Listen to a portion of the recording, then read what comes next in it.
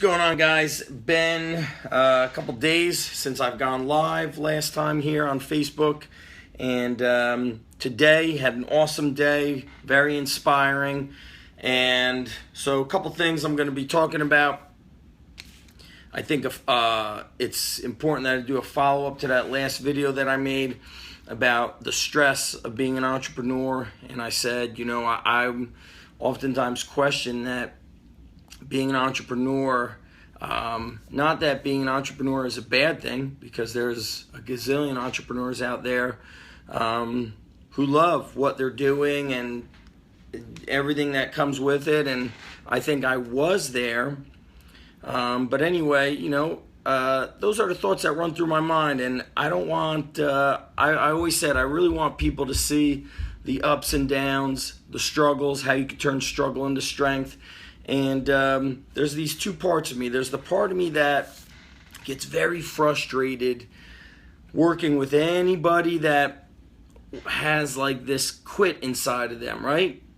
And that makes me frustrated with my own kind of inner gut feeling, saying, man, I don't want to do all this entrepreneurial stuff. The past few years, I'd say probably the past 4 years, I've felt like I'm less and less of this internet thing and more of the coach, the guy that needs to feel his boots on the ground, who feels best when the gym is 92 degrees and it's freaking hot and I'm drenched in sweat and I'm surrounded by hammers, kids that want to get after it.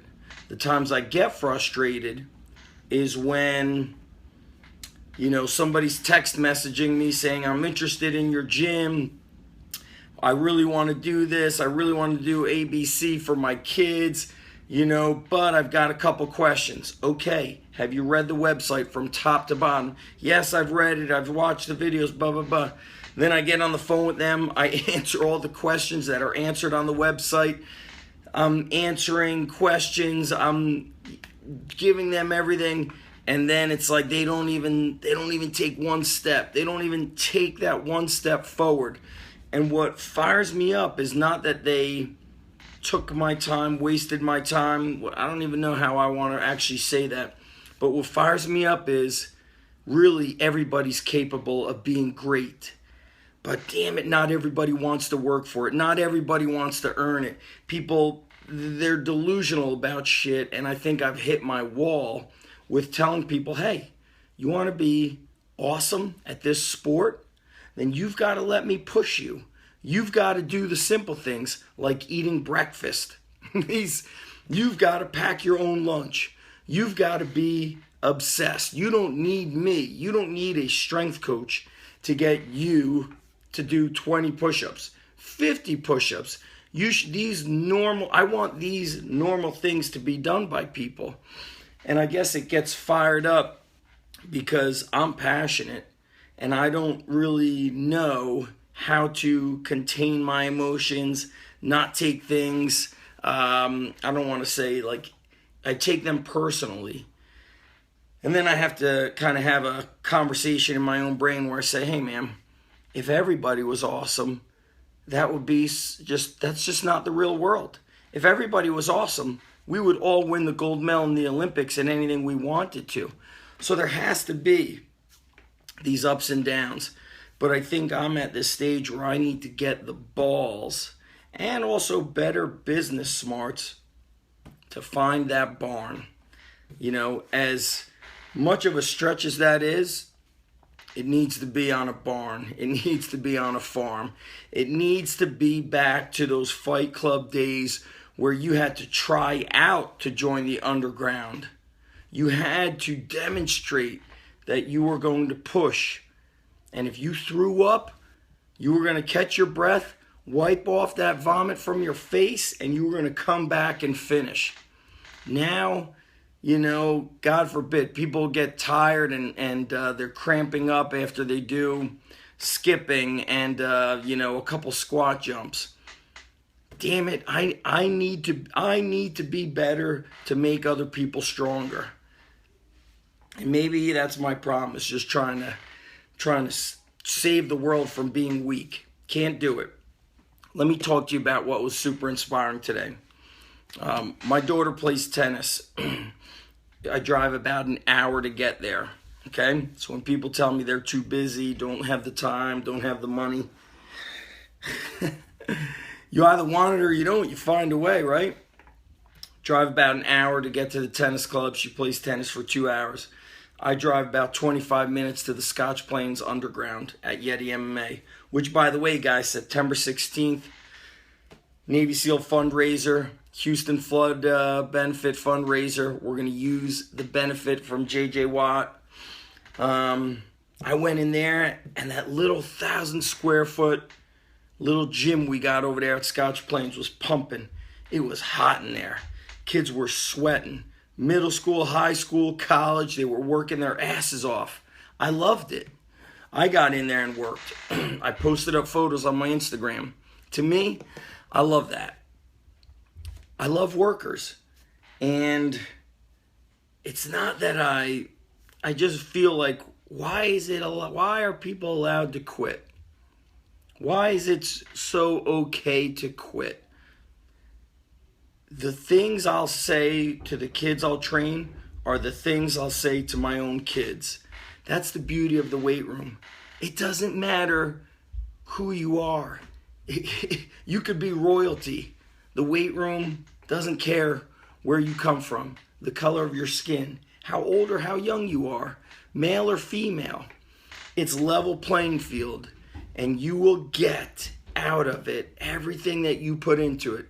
You half-ass it, you don't have your brain zoned in and focused on being all about it, you will get those kind of results back. I don't know, this is not a secret. It's not a secret that it's hard freaking work. And that's why I think I love the weight room. I love the gym. Lindy Terreo, hello from Hawaii. I want to thank everybody for joining in here. It's I know I'm a little bit ranting, but I'm also fired up. Very fired up. Very inspired after the Underground Strength Gym crew up at Scotch Plains. And then there's some places where you can't even give away the training. You couldn't even pay people. You couldn't give them the money to train. But the frustrating part is we're all capable of being as great as we want to be with regards to being strong.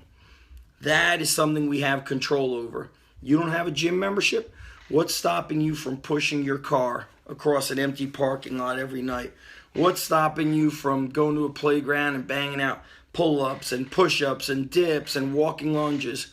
What's stopping you from going to the local playground, climbing up the swing sets, finding a rock, pressing the picnic table, one-arm pressing the picnic table? The only thing and the only person stopping you is you. You're stopping yourself. Ryan says 400 pounds is 400 pounds. Truth, it's always 400. Charlie's asking, how many days a week should grapplers lift? Charlie, it depends on how often you are grappling, and it depends on your fitness level. If let's say you're doing jiu-jitsu 3 days a week, maybe you could get in 2 short strength sessions, physical preparation sessions. It depends how old you are. You know, it depends on your mindset also. Some people thrive on doing a lot of work. Other people want everything just perfect. But if you're an athlete, perfect is the enemy, okay? Because nothing is perfect during the competitive moment, during the competitive game, match. All competition has these, moments and instances where things are uncertain and just unknowing. So I like the imperfections. In fact, that's where the beauty lies. There's a quote that I had saw a year ago when Flow Wrestling released the documentary on Terry Brands. And during Terry Brands' first Olympic trials, he won his first finals match. Then he lost. And then for the tiebreaker, the third one, he lost again. His father told him, you get what you earn. Who knows? Maybe somebody trained slightly smarter. Maybe he trained too hard in one area, not smart enough, hard. There's so many unknowns, uncontrollables. But I think the lesson there is his father didn't make an excuse for him. His father made him own it. And it made him a better man. He went on to the next Olympics to bronze. Kendall Cross won the gold the year that he beat Terry. Terry could have won the gold, right? Regret will drive us to be better in the path that we were put on this earth. And I'm not a religious person or whatever, but I know some of you maybe are. But man, we're put on this earth, got some kind of purpose, mission, our why. And sometimes it doesn't make sense doing it, going through it. We don't know why, why did that happen to me? Why do I work so hard, but this person who, is collecting welfare, but they could work, or they fake this injury and they're collecting, medical, injury, but they're capable. Like, why is that happening to them? We can't question that shit. I've been there before. It doesn't help. The only thing you could do is put your head down and do the work and move forward. If the only thing that we can do is to go within and just say, I got to find a way to get better. Because pointing the finger at other people, blaming the circumstance, blaming others, where I live, it's all on us. It's all on us. Jennifer Delman, great words of inspiration to apply to other aspects of life. No excuses. Awesome. I hope you and Mike and the babies are great. Billy Burkhart, Coach Santoro, Charlie, what's your opinion? Should we lift to failure? Charlie, there's times to lift to failure. There's time to lift beyond failure. There's time where you think you're going to quit. You take a couple deep breaths and you pick up that bar and you go again. Last week we did 20 rep squats at Rutgers. I told those guys, you get to 20. If you kind of didn't choose the weight that was going to, bust your gut at that 20, you get 25. We had a kid do 40 reps. We had kids do 30. That means internally they knew, I got to 20. I could do 20. Zach said 20. But I got more in me. And to me, that's the beauty. That's a gladiator there. Because that winning and losing is very much an internal truth. It's not the points on the board all the time. It certainly is much of the time. Craig saying, excited about Rutgers Wrestling. Will you be with them? Craig, I've been with Rutgers since January. I just didn't update that on my LinkedIn. I thought I had. So I've been with them since January. My preference is actually not to travel with them. I will be staying home and handling and training on Fridays the non-starters. Or the guys who redshirt, whatever Coach Goodale decides those guys do. So when the team travels to the away matches, it's important to me to take care of our guys that right now aren't our starting lineup. They are our future. To me, those guys are very important. And it's important to me that they know that I know that they're important. That I'm not, I'm just going to travel with the team. I don't need anybody to know what I do or what it's about them. That's what I'm saying. What's the real parallel between the Underground Strength Gym and Rutgers Wrestling is there's a lot of haters out there for Rutgers Wrestling. Rutgers Sports, a lot of haters. There's a lot of haters for the Underground Strength Gym. A lot of people think they know what's happening behind our walls at both Rutgers and the Underground, and I've seen the talk, and my goodness, are they far off. And I posted a YouTube video today called Squat Often, Complain Less. I'm a firm believer that the people that are causing drama and gossip, they don't know what it's like to do some 20 rep squats. Maybe they did it 20 years ago, but you got to do that shit on the regular. Because when you don't struggle, you find drama. You find BS.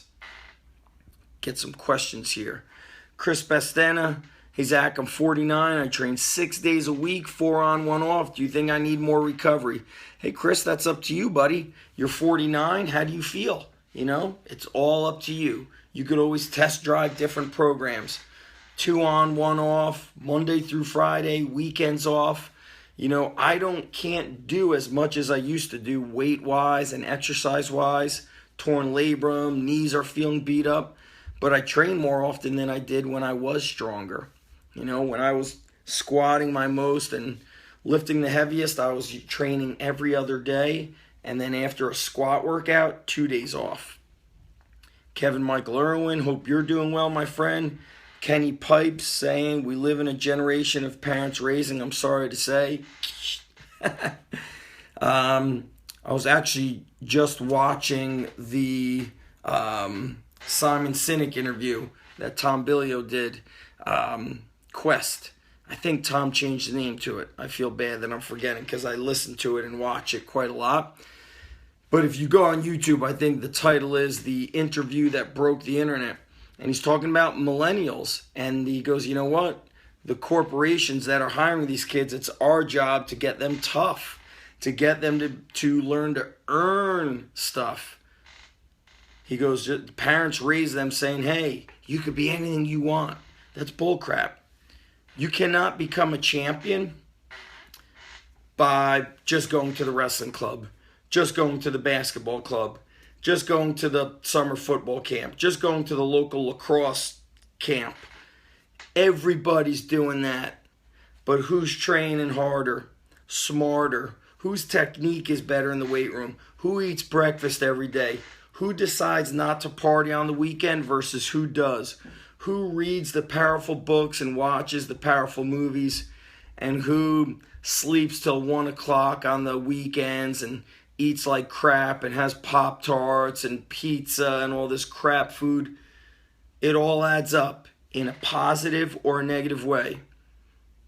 The positive about today, what I loved seeing at the Underground Strength Gym was that room of workers. That room of workers was awesome.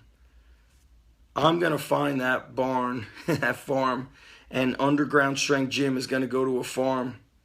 I'm highly contemplating the Manasquan Underground Strength Gym only being for combat athletes. Back to square one.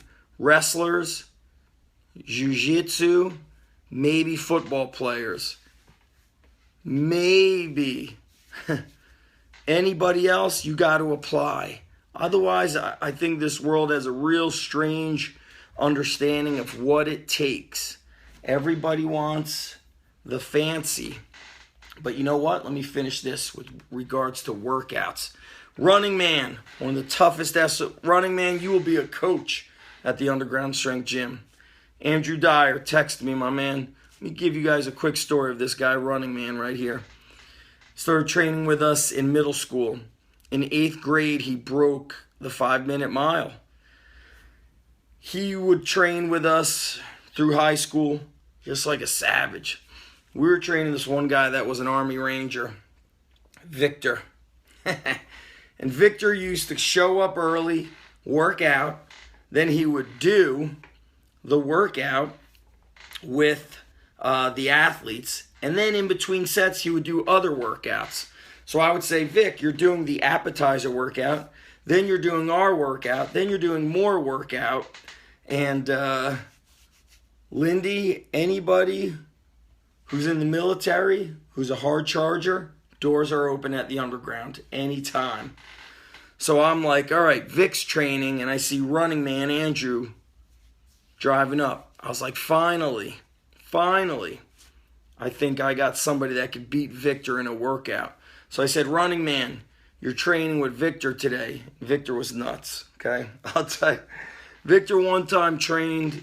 He showed up. I think he was out and about all night and showed up drunk and did a workout and destroyed everybody. I don't encourage that, but I remember when that happened, I was like, damn, this guy's cut from a different steel. So anyway, Vic just started doing his own workouts. He basically didn't even listen to us anymore. 8 rounds of 8 pull-ups, 8 handstand push-ups, 8 deadlifts, sled drag 150 feet, quarter-mile run. 8 rounds of that. And I thought Running Man was going to smoke him. I believe Victor did a full round ahead of the Running Man. Although Victor was in his late 20s, he may have been early 30s, I believe late 20s. Running Man was a senior in high school.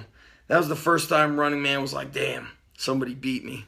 Running Man was a tough SOB. If you want to know who Running Man reminds me of, watch the movie Without Limits, the Steve Prefontaine movie, where Pre says that the only way he knows how to run is all out. None of this pacing.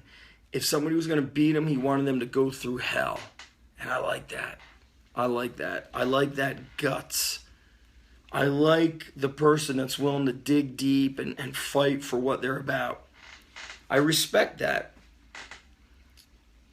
Today on Instagram or YouTube, when I post up that video, somebody like dropped a real long negative comment on one of my videos. I used to engage with those people. Now I just ban them from the page. I don't engage with them. But let me tell you how it was before this social media stuff. If I was going to talk smack to somebody at the gym, I would talk smack, but then they'd say, okay, show up tomorrow. It's leg day. Leg day was the determining factor of who's got the balls, who's gonna be able to handle the pain. And never did I get crushed, except this one time. I got destroyed. It was the first time I had tweaked my back. First time. So I didn't squat or do any leg work for a month. And I was messing around with one of the guys. You guys can Google him. Stokely Palmer. Stokely Palmer. I love Stokes. I love this guy. He was one of the great guys. I love him. At Diamond Gym. And I was running my math to him. Running my math. I don't remember how it all started, but I was like, dude, I will smoke you. Like, you might lift more than me, but I will out-intensify you. I was talking shit to him. He said, all right. He was pissed. He said, you meet me on leg day. Leg day was 5 a.m. I worked during the week. I was a teacher. So I had to be at the school by like 8:15, 8:20. I think I finally left at like 7:30. But he destroyed me so bad with legs, and not training legs for a month, my legs were sore for 2 weeks. 2 weeks. Like, I remember walking at the end of the day through the school, and my legs were just going through such spasms that I just like hobbled into a classroom and sat down. I sat on a chair. So my legs, I couldn't bend them, straighten them. They were freaking out. For 2 weeks, I was like incapacitated. I could barely walk. I was sore for 2 weeks in the legs. Stokely Palmer destroyed me because I ran my mouth. And that's what we did. There was these 2 guys that once said to me, hey man, I like you. You fire me up. You get me going. I want to train with you. I said, all right, train with me. I said, tomorrow, legs. One guy, 10 minutes in, he's in the bathroom, crapping himself, throwing up, whatever he's doing, he leaves. He leaves. I destroyed him. I would put guys on the leg extension. We'd climb up. We'd stack it. I would do like 10 drop sets. I would destroy their legs. Then we'd squat. The second kid, his training partner, couldn't bend his legs. He tried squatting, and he left after the first set. In my mind, I did my job. I made them quit. And that's what I wanted to do, because through wrestling, I learned to apply wrestling to my life after I was done with wrestling. I didn't learn how to harness that toughness in my early years. But I loved making people tired, and more so making them quit. You could just feel, you could just see their energy just getting sucked out of them. You could see them questioning. You could see the thoughts running through their head about, I don't know if I could do this next set. Like 6 reps. I'm going to be done at 6. He makes me do 12. It's amazing how capable the body is. The mind is equally capable. And just through this conversation, like I wonder, like I hear myself talk, Am I crazy? Like, I see how I'm more connected to the coaching than I am figuring out how to run an online business and the videos and the opt-in and the emails and the this and that. Whatever happened to just being awesome, the simplicity behind being awesome? It's not like that. That's why I love the training and the coaching, because it's simple.